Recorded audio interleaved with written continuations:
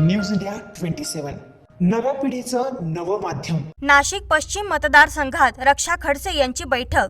केंद्र आणि राज्य सरकारने आतापर्यंत ज्या लोककल्याणकारी योजना राबवण्यात आल्या आहेत त्या योजना सर्व तळागाळातील जनतेपर्यंत पोहोचवण्याचे काम करून येत्या विधानसभा निवडणुकीत भाजपाचे उमेदवार मताधिक्याने कसे निवडून येतील यासाठी प्रयत्न करा, असे आवाहन केंद्रीय मंत्री क्रीडा व युवक मंत्री रक्षा खडसे यांनी केले।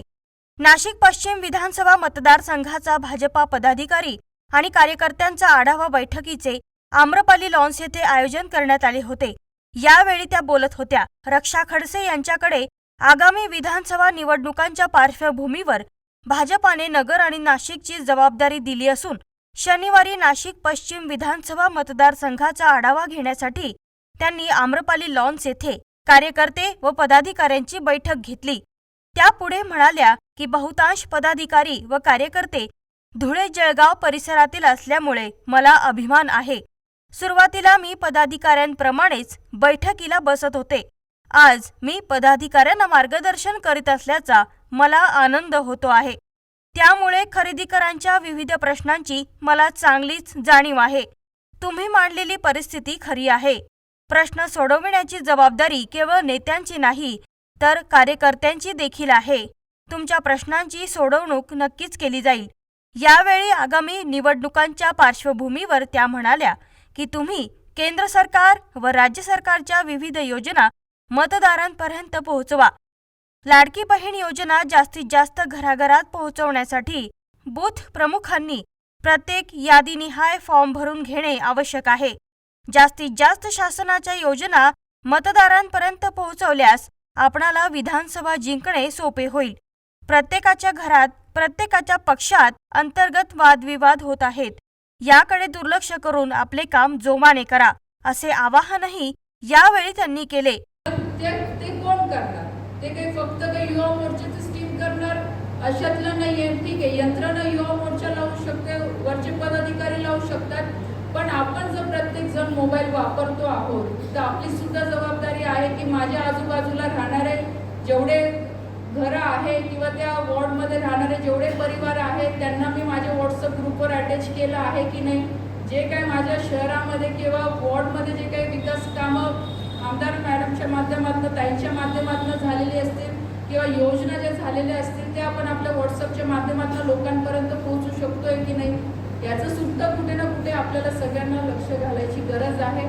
जर आपण अशा पद्धतीने काम केलं तर नक्कीच मी आपल्याला सांगते की खात्रीने विजय आपल्याला मिळेल। लोकसभेमध्ये लीड तुम्ही दिला याच्यात कुठे दुमत नाही, पण तीच परिस्थिती विधानसभेला पण राहील अशातलं नाही आहे। विधानसभेचे कॅल्क्युलेशन हे खूप वेगळे असतात, लोकसभेचे कॅल्क्युलेशन हे खूप वेगळे असतात। विधानसभेचे जेव्हा इलेक्शन येतं तर मग स्थानिक मुद्दे पण येतं, मग तेव्हा समाज पण येतो, प्रत्येकाची काही ना काही नाराजी असते, ते सुद्धा पुढे विषय येतात। खूप वेगळ्या पद्धतीची विधानसभेची निवडणूक लढवली जाते। म्हणून यासाठी आपला प्रत्येक कार्यकर्ता प्रत्येक पदाधिकारी मानसिकतेने पूर्ण तयार झाला पाहिजे की मला निवडणुकीला सामोर जायचं आहे, मला माझ्या बूथवर काम करायचं आहे आणि मला माझ्या पक्षाला विजय करायचा आहे। जर हे धोरण घेऊन आपण चाललो तर नक्कीच आपल्याला यश मिळू शकतं। इथे सावजींना सगळा माझा इतिहास माहीत आहे। मी तुम्हाला सांगते की माझी पण आज बरेच लोक इथे सांगतात किंवा मलाही सांगतात की ताई तुम्ही या सगळ्या याच्यातनं कसं काय बाहेर निघाला, पण मी आपल्याला सांगते परिस्थिती माझ्यावर पण आली। म्हणून मी आधी सांगितलं की संघर्ष प्रत्येकाला आहे, तुम्हाला आहे, मला आहे, प्रत्येकाला आहे, पण जेव्हा आपण आपले ध्येय ठरवतो की काही जरी झालं तरी मला त्या ध्येयापर्यंत पोहोचायचं आहे। सोशल मीडिया असेल किंवा मतदार नोंदणी असेल ही प्रत्येकाने केली पाहिजे असा खरं तर ताईंचा आग्रह होता। आपण बघतो की या मतदानाच्या वेळेस लोकसभेच्या वेळेस प्रचंड अशी नाराजी लोकांमध्ये होती, कारण बूथपर्यंत गेल्यानंतर तिथे गेल्यावर नाव नाही किंवा ते दुसरीकडे मतदान करायला जायचं, डिलीटेड अशी नावं होती।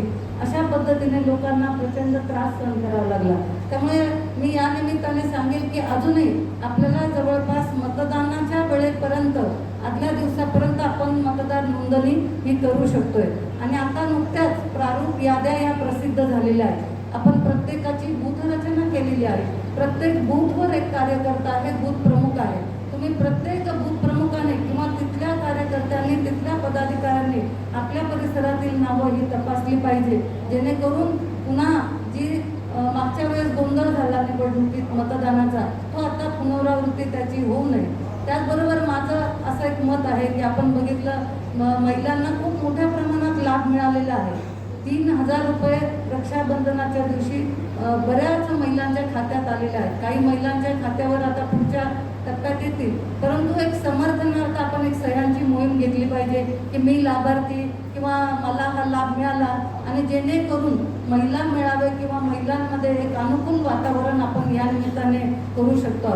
जवळपास 50% महिला या मतदार आहेत आणि त्यामुळे महिलांचं मतदान त्याच्यात खूप महत्त्वाचं आहे. म्हणून आपण या मुख्यमंत्री लाडकी बहीण योजनेचा पाहिजे तसा फायदा आपण तो उचलला. या बैठकीला नाशिक पश्चिम विधानसभा मतदारसंघाच्या आमदार सीमा हिरे, लक्ष्मण सावजी, प्रदीप पेशकार, बाळासाहेब पाटील, प्रशांत जाधव आदी उपस्थित होते.